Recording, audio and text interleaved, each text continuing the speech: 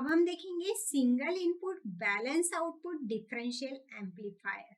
Single input balance output differential amplifier की हम figure देख रहे हैं।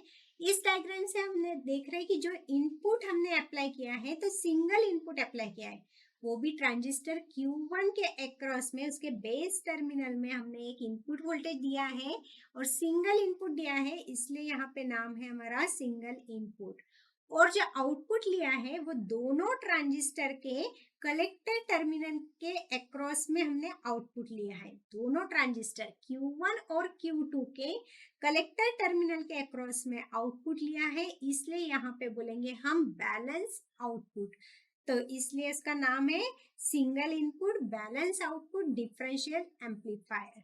इस फिगर में जो ट्रांजिस्टर Q1 के बेस से हमने इनपुट लिया है और आउटपुट हम मेजर कर रहे हैं बिटवीन द दो कलेक्टर्स टर्मिनल के बिटवीन से हमने आउटपुट लिया है।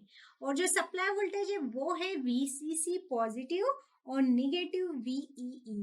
और जो इमिटर रेजिस्टेंस है वो दोनों ट्रांजिस्टर Q1 और Q2 के दोनों इमिटर टर्मिनल को हमने पैरेलल फॉर्म में लेके यहाँ पे एक इमिटर लिया है, वो है इमिटर रेजिस्टेंस RE। दोनों को RE1 और RE2 ट्रांजिस्टर Q1 के अक्रॉस में जो इमिटर रेजिस्टेंस था और ट्रांजिस्टर Q2 के अक्रॉस में जो इमिटर रेजिस्टेंस था, दोनों को साथ में लेके एक इमिटर रेजिस्टेंस लिया है हमने, वो है RE।